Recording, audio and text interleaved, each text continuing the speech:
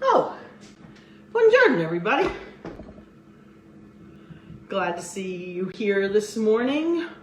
It's beautiful here today, so I'm really happy. But it was nice and cold last night, so it was like one of those great nights to sleep under the covers and wake up all nice and cozy and then get your day started to a beautiful sunshine. So that's always nice. So today we are going to make a very traditional Italian cookie. Most people know them as Italian knot cookies. They just call them knots. And some people, most of the time, a lot of times I saw, at least up in New Jersey, they just basically made them into a round little ball and then they glaze them and put sprinkles on them. But the way I learned them is from my mother-in-law, who actually put them in a knot. And they are the cutest little cookies. And we make them a little smaller than a lot of the traditional ones. So if you look up Italian knot cookies online, there's a lot of them. And some of them are just a quick one-time twist, and it's a big fat cookie.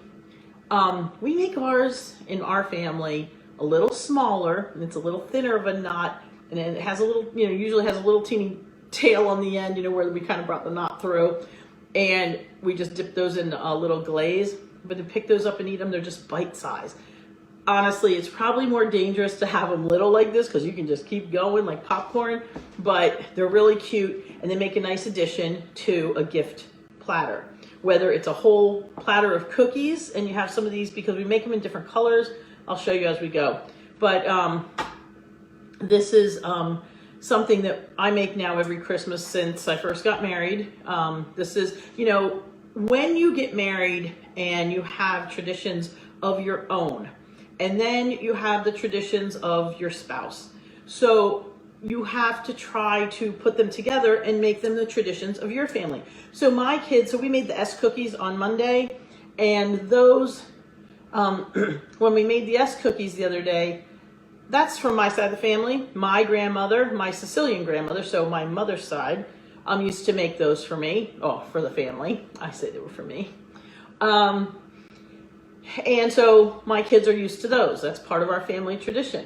These knot cookies come from my husband's side of the family. And so that's how we bring these traditions. So I started making that cookie and added it to my batch of cookies. And we have our family's tradition. So this is what you need to do when you're in your kitchen and you are, bringing in your heritage, whether like my husband and I, we're two different parts of Italy, but still all Italian. But you might be, Greek and Irish or whatever else, and you just bring a piece of each side of you and make your family's traditions. So this is what's really important. So, but of course, me, I'm all Italian. It's just different little pieces of the boot, but it's all good.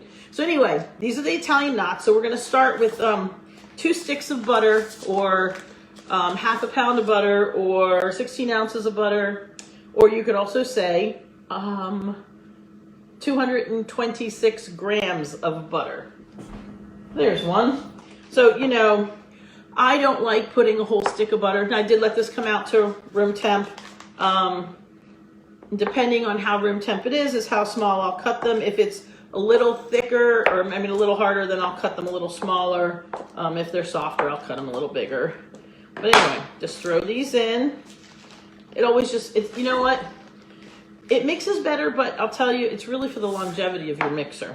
You put hard stuff in there or big things in there, and there's a greater chance your motor's going to burn out. And I don't want to buy another really expensive mixer because my kitchen stuff is very important to me. Big surprise, huh? All right. So I've got my butter. Now we're going to put an equal amount. You can use cream cheese, which is one of them. Now, I have a couple different recipes. And in fact, my mother-in-law gave me 2 different recipes, one with the cream cheese and one without. Sometimes I use cream cheese and sometimes I use mascarpone. I have extra mascarpone back here, but I have one thing of cream cheese today, so that's what I'm going to use. Later on, I'm making another batch and I'm going to use the mascarpone. So they're the same consistency, just a smidge of a different flavor. Well, mascarpone is mascarpone anyway. But they're both good, and it really doesn't change the cookie. Okay. So today we're going to be doing a little mixing, so I apologize for the noise. So we mix our butter and our cream cheese, and then we're gonna add in our eggs. And of course, I love this thing. This is a Pampered Chef. If you want one, oh, my oven's up to temperature. If you want a Pampered Chef scraper like this, you just have to contact me and I'll give you my Pampered Chef page and you can order it from me. If you need anything for the Christmas holidays right now, I'm just gonna throw this in real quick. If you need a gift at the last minute, contact me. I'll be doing some Zoom cooking classes over the winter. And so you can buy a gift certificate for somebody to attend one of my Zoom classes, or you can get a gift certificate for a private one. Private ones are more, do the group ones, they're fun and they're less expensive. And then also if you want, for example, the great Italian cookware, the frying pans that I use, the Da Terra Cucina, there's a link on the top of my Facebook page. As you scroll down, it's the first thing, and it's big letters, Da Terra Cucina. Those are the pans I use, so you can order those. Those are fantastic gifts. Just one frying pan. I'm telling you, those pans are the best. Especially the 11-inch with the lid. That's my favorite one. Anyway, because I love that lid. The other thing too, if you want any Pampered Chef items, I would recommend, I'm putting in an order over the weekend because I want to try to, hoping it's going to get here before Christmas. But you can also have things sent somewhere. So even if they come right after, you can send a note saying expect this in the mail. So if I can help you all in any way with your Christmas shopping, or if you just need some suggestions for the kitchen or suggestions for gifts, especially if you got to send something, I got you. I got you. I got you. Whether it's something that you can purchase through my page or not, I'm totally happy giving you suggestions. So we are mixing up our butter and our cream cheese, and now we're going to add our eggs. And the only reason I brought the spatula out was to scrape the sides a little so it all gets mixed nice and easy. So 1 egg at a time because I don't want shells. You know, my grandmother has this funny story she used to tell, or had this funny story she used to tell. And honestly, breaking the shells into a clear so you can look at the bottom is really good. So my grandmother had this little teeny weeny pepper grinder, you know, that it was like for the whole peppercorns, and it had like the little turn at the top. And all of a sudden she was making meatballs, and she realized the thing was coming apart at the bottom. The little screw at the bottom where you took it out to like put the things in or something that held the blade, the little screw was gone. She looked all through the meat. She couldn't find it. She's like, oh no. And of course, dinner came. And who found it? My great Aunt Phyllis. Great Aunt Phyllis was kind of like the I don't know how to call her, but like the picky, particular. She was always had her hair perfect, everything. And who got the screw in her meatball was great Aunt Phyllis. Anyway, you know, sometimes we have our little funny stories that make us laugh. Okay, so I've got my 5 eggs in here. Gonna mix this up. Okay, so I'm gonna just beat this for a minute because I want it to beat well. As soon as it starts going flying, that's when you know you're good. Okay, so now we are going to, you know, today we're gonna do it the right way. I cheat a lot, so like I'll put like everything in there gently. I'll stir like the baking powder in there and then I'll mix it slowly. But really want to add this a little bit at a time. So I'm going to get all my dry ingredients here. So I've got my flour, my sugar, my salt, and my baking powder. So we are putting in 5 cups of flour. This is a nice good size recipe. And I'm telling you, once you make these once, you will always double it. 4 and 5. There's certain recipes that are always worth doubling. Okay, and this is what's great about this too, is they're not so 5 cups of sugar, 5 cups of flour, and it only has 1 cup of sugar. So this is a 1/2 cup measure here, so half and 1. So again, just like a lot of my cookies, they're not super sweet. Now these are gonna have a little sugar glaze on them, so that'll make up the difference. But even so, that little teeny bit of sugar glaze does not equate. Adding that with this 1 cup of sugar divided by 5 cups of flour does not equal most of your standard, I don't wanna say American, but American cookies. We just do things way too sweet. I shouldn't say we, I don't, but here where I live, we do. Okay, so we're gonna put in a half a teaspoon of salt, and we're gonna put in 5 teaspoons baking powder. Just like always, it's usually, for most of your cookies, approximately 1 teaspoon per 1 cup of flour. Some are a little less. 1, 2, 3, 4, and 5. Some cookies are a little poofier on purpose, but on average, a cookie's not too poofy. They're more cookie, not cakey. All right, so I'm just giving this a quick little hand toss here. Okay, so you can put this in by hand or with a scooper, however you like. Okay, so this is nice and mixed. It's mostly off the sides. I'm going to start very gently putting this in. I'm just using my hands, little by little by little. And before I forget, before it gets totally floured, I forgot to put the vanilla in here. About a tablespoon, teaspoon, tablespoon, something like that. Okay, now this is a nice thick dough, and I don't want to overdo it in my mixer here. I'm going to give it a couple more quick turns, and I'm going to turn it out.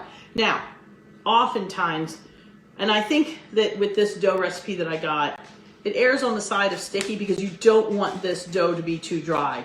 So it tends to almost always need a little bit more flour, but you don't want to add it in until after you're mixing it to make sure, because you don't want to overdo the flour.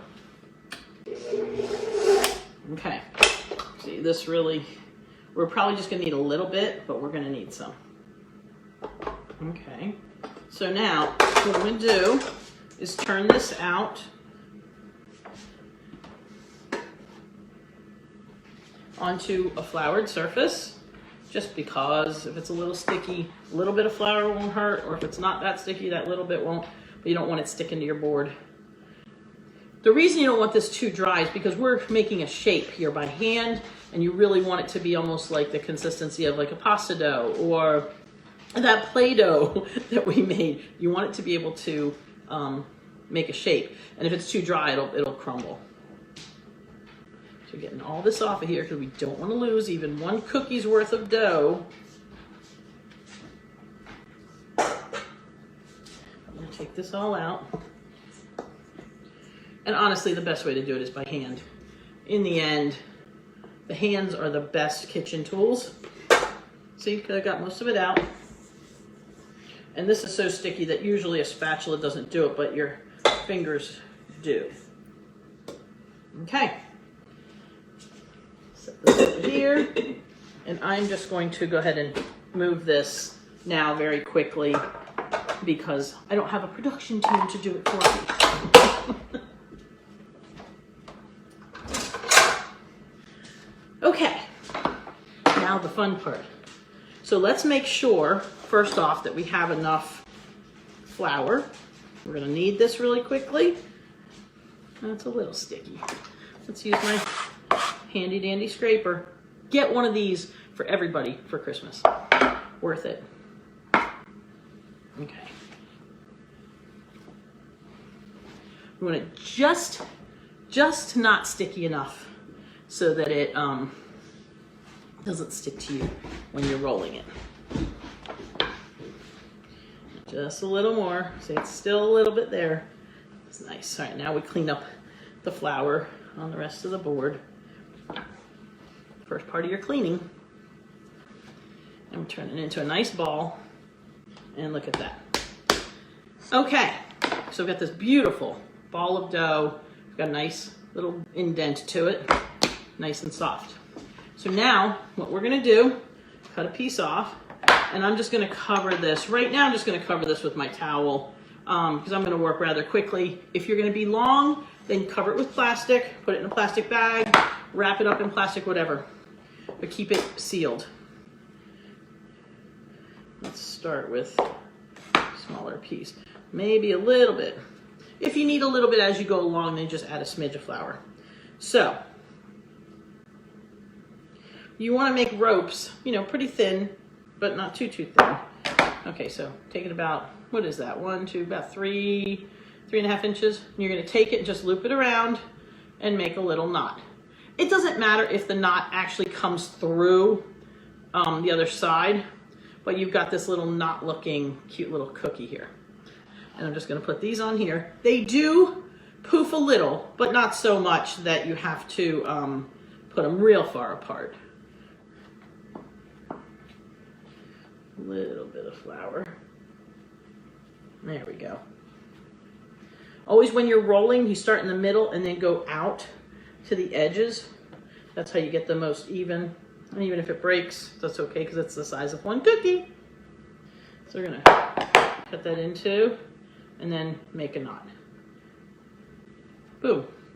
Now, one of the things I've seen people do on different recipes is they just kind of roll it up in a twist like that, you know, just kind of almost like cinnamon roll like, or just once around. I've seen them in just great big fat knots, where it's more like just a big circle with just a little blob in the middle. I like the little tail that we put on ours. Okay. And even if you have a space in the middle, that's okay because it will fill in as it poofs. You like things that poof. All right, what I'm going to do is I'm going to do one really quick tray here. I'm going to throw these in real quick.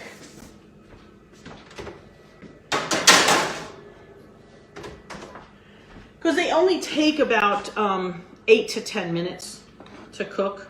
So while that's going, we're just going to make a few more. And I'm going to show you some of the other things sometimes we do with these.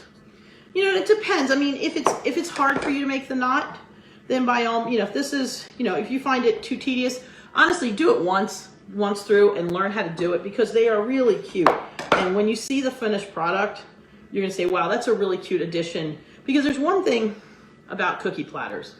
It's about the different cookies, but it's about those few accent pieces that really pop, you know? So it's nice to have one of these, but of course these are the ones that everybody just like pops in their mouth really quick. I like making cookies. My grandmother always made cookies kind of on the smaller side so that you could have a bunch of them and not feel guilty, you know, because then so that one's a little smaller, but it's okay. Because these are homemade, and homemade is not perfect. But you know what's perfect? Imperfection is perfect. Now, sometimes you can just take this long piece, and instead of making a knot, just do like a little twist. You know, just twist them up like this, and just put them on there. Those are really cute also. So the twists are cute. I like them too, and they're fun to eat also. It's all about, you know, making things that are fun to eat. These they're not crunchy. They have, and they're not like a cake. They're not cakey, but they have a softness to them that I can't explain it, but at the texture, and you just want to keep eating them.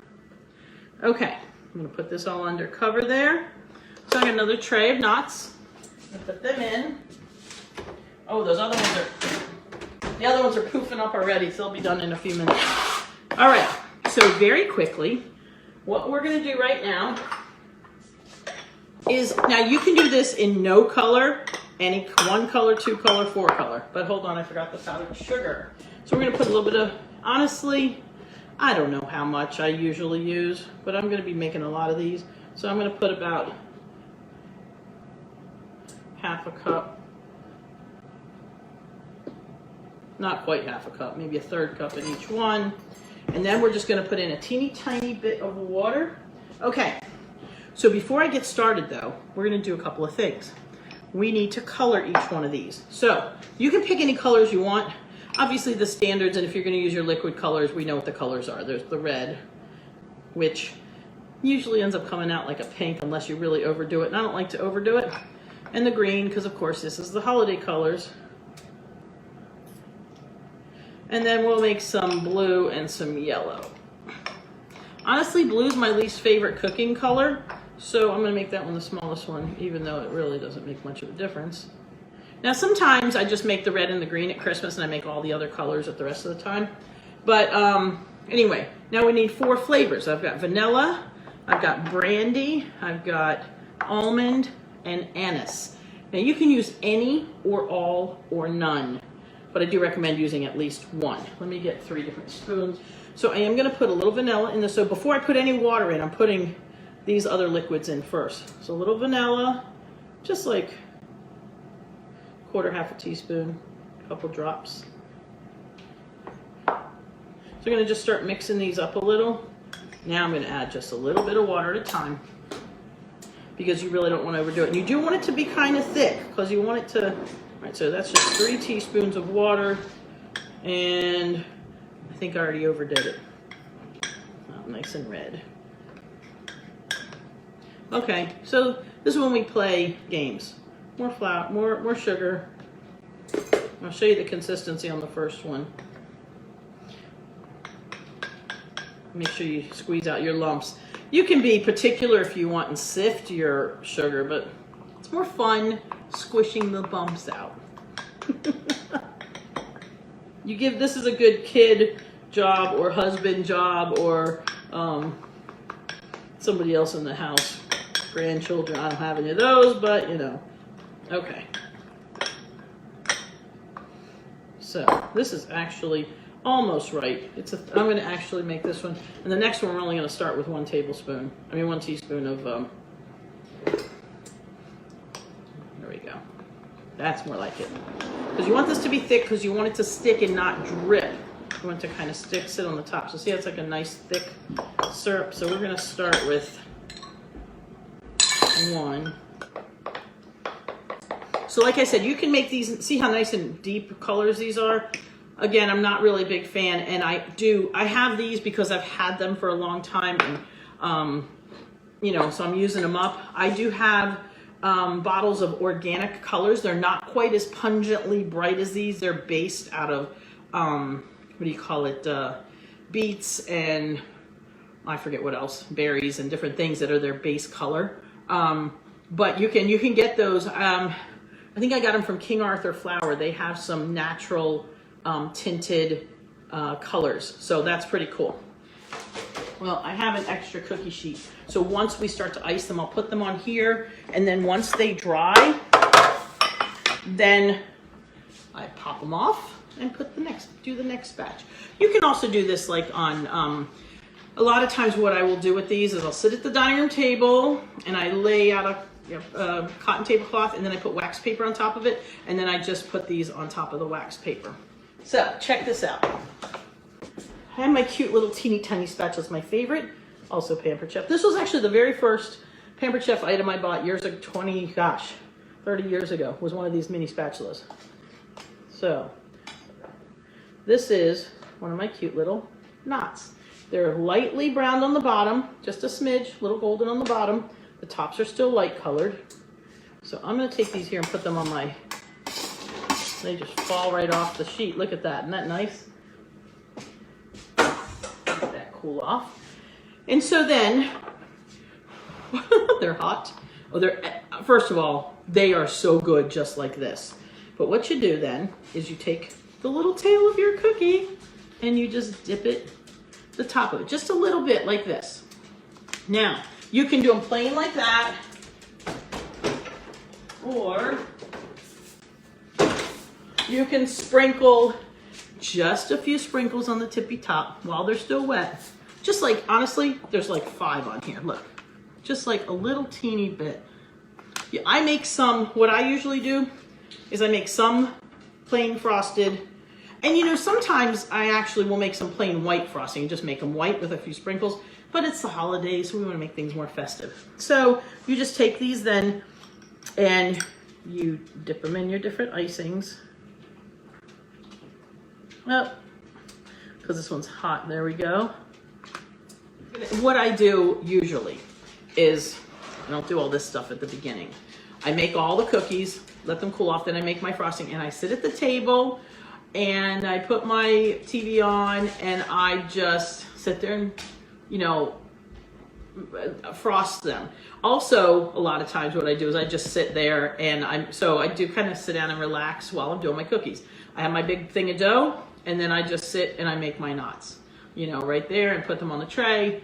And then afterwards I sit down and just, you know, do my little dip in my icing, and I have my pretty little knot cookies to put on my beautiful tray. So again, another part of giving gifts from the table or from the kitchen that bring you to the table. So far this week we made the S cookies, which of course are awesome. And those, honestly, they're my dad's favorite. He loves them because they're not too hard. He likes that they're soft to chew, and that they stay that way. If you keep them in a nice tin, a nice covered container, they stay really well for a long time. And these knots do too. And even after, like, anytime we've had like a few left in the bottom of the tin, it's very rare, but if some got forgotten somehow in one of the tins and there's a couple of these left over and they've gotten a little dry, these get just dropped in a coffee cup. My husband just loves just dropping these in his coffee and then spooning them out once they've softened up. So these are a good cookie. So we've made 2 cookies this week, some Play-Doh and some limoncello. So that's, you know, everybody likes doing the cookies. Everybody likes getting cookies. Everybody likes making them. But I'm trying to show you a couple of traditional Italian ones and making them kind of fun and festive. So we've got our, you know, S cookies with sprinkles on them where I don't usually sprinkle them. And we've got our knot cookies that we do usually frost. We don't always sprinkle. But anyway, so these are nice additions to maybe your already cookie tray. Now, I'm going to encourage you to get away from the plain old drop cookies. There's only usually one drop cookie that I make. And it's, you know, everybody's like, oh, do you make chocolate chip cookies? I'm like, yeah, no. Those are, I've said it before and I'll say it again. Chocolate chip cookies are like jeans. They're comfortable. You know what they're going to taste like, regardless of whether they're thinner and crunchier or thicker and chewier or cakey or bendy or whatever. You know a chocolate chip cookie when you taste it. It's like putting on a pair of comfortable jeans. But at the holidays, we get dressed up and we get a little more fancy. Now, the one drop cookie I do like to make, and you can pretty much, it's pretty close to your standard chocolate chip recipe, but I do white chocolate chips and craisins. So you, and some nuts. So white chocolate chips. What's really nice is macadamia nuts and the cranberries, or the dried cranberries, the craisins. That's really good. It's pretty. It's red and white, so it's a little bit more festive like the holiday. So take your chocolate chip cookie recipe and change it from dark chocolate chips to white chocolate, craisins, and some macadamia nuts, or if not, some walnuts or pistachios. But I'm telling you, it's really good. It's a little twist on a chocolate chip. It's a little more festive. And those drop cookies are usually the cookies we make to kind of fill up the platter because they're quick and easy, and they're usually a little bigger, and they add a little bit more oomph. So you put some of those in, then you put some of the fancy ones around it, and you've got a beautiful platter to give to somebody. But again, we're not just doing cookies this year. We're doing some liquor. So I got to show you. I got these great bottles. Hold on. While we're here and I'm waiting for those cookies. So I got these really cute little frosted bottles. Aren't they adorable? And they have, you know what? Sometimes I just like a screw top and it's reusable, but I'm going to put some of my, I think I'm going to put my lime limoncello in these. Aren't they cute? Because the lime's kind of like, it's not as, it's pretty, but it's not too deep of a green because I put the natural sugar in it. So it's kind of like a more muted green, but I think it'll look pretty in the frosted bottles. Put a little ribbon around the top, put a sticker on it. It's awesome. Now, I just got these. So I haven't even opened them yet, so you get to see them with me. Got these on Amazon, but these are good. So these red things. Oh, these are these are extra. No. Oh, these are just extras, I think. What do these do? I don't know what these are for, but these go on here like this and they lock. I guess those are replacements. I should just put them away because those are spares. There we go. But isn't this nice? That's a nice bottle. It's reusable, and this is going to be limoncello for my, well, actually, I think I'm making coffee liqueur for some of them and limoncello for other ones because some of them like one better than the other. But aren't these cool? Nice bottles. And they were pretty reasonable. And when you think about the cost of a gift that they're not going to use, or a gift that they're going to stick on a shelf or in their closet or in a drawer. You know, I'd rather spend the money on something that they can reuse or that I can refill for them. And I love the fact that this thing came with a funnel, ta-da, and cute little labels. They're like those chalkboard labels. So, but I can't believe it actually came with a little white marker. So I can label it. I can say love mommy. I can say buon Natale. I can just put limoncello or liquore di caffè on, whatever I want to label it. This is pretty cool. So that's that. Let me take these last cookies out of the oven before I say goodbye to you, because I don't want to burn up. Whoop. Okay, just stick those over there real quick because I don't want to waste. And I'm going to take this one little tail that fell off because, yep. Those are good. So, not too much chit chat today because we are just moving along doing this stuff. I'm going to finish making my cookies. Pasquale's going to see his mom tomorrow, and I got this recipe from her. So I'm going to send some cookies down to her and see if I, well, I've sent them to her before, but once again, try to pass the test and keep the family traditions going from both sides. So remember, know your heritage, bring your own traditions, and bring the other half of the family's traditions, and both of your parents. So you got all these pieces of it's kind of like, your kitchen is kind of like your family tree. A recipe from this aunt, a recipe from that uncle, a recipe from this grandparent, that grandparent, the spouse's family, and so on and so forth. And here's your family tree right at your table. Isn't that cool? Yeah, I like that idea. I just made that up right now, but it is pretty neato. So anyway, have a wonderful day. Make some knot cookies. Let me know how they come out. Lately, I've had a few people texting me, which I love because my phone number is everywhere, texting me pictures, but put them on the Facebook page so everybody else can see too. That's really cool. So it makes me excited, and I just love seeing that I'm hopefully having some impact and inspiring. I hope that I'm inspiring some of you to do some things and pull some stuff out of your history. Don't look at it as a chore. Have fun. I love making cookies. So enjoy the process. Bring somebody in with you, or just sit back, enjoy a Hallmark Christmas movie while you're twisting knots or icing things. Sit at your counter. Don't make it a chore. You don't have to stand at the counter the whole time and be like, oh God, I'm working so hard, Just do it and enjoy it. Find a way. When I peel my apples, peeling apples, usually most people's like, oh, it's a pain in the butt. But you know what? I get my big giant bowl and another giant bowl. I put them on my ottoman in front of me on the couch with a towel on top of the ottoman under the bowls. And I just sit there and I peel while I'm watching TV. So today's a great day for a Hallmark Christmas movie and making cookies. So have fun, bring the family to the table, make them some good tasty gifts, get beautiful containers or Christmas dishes or things to put the gift in so it's got something useful that can be reused, but not too much junk. Do not buy anybody any junk this year. Just for the sake of opening a gift, let them open up some more cookies. They'll eat them and it won't get stuck on a shelf. Okay? So let's get baking. This weekend, that's all I'm doing is baking. I can't wait. And if you're lucky, I may come on this weekend and show you one. I don't usually do weekends, but I think I'm going to try tomorrow. But one of the cookies coming up, whether it's tomorrow or next week, they call them marzipan cookies. Check that one out. Be prepared for that. Just make sure you have almond flavoring because they're an easy cookie. You need lots of butter and almond. Oh, and don't forget, you need some whole cloves. So get ready next week or tomorrow. I don't know when I decide to make them, but get ready. My next cookie, one of the next cookies is going to be an almond flavored. So it's a marzipan is almond, of course, almond paste. There's no almond paste in this, so it's easy to get. Almond paste is really expensive and hard to get, but these cookies are good. But you need almond flavoring, you need whole cloves, and you need food coloring, and you need lots of butter, okay? And then, of course, your standard baking things like flour and sugar. But anyway, be prepared, okay? Because those are, talk about a cute accent on a platter. Those are awesome. Okay, I will see you later. Have a wonderful day.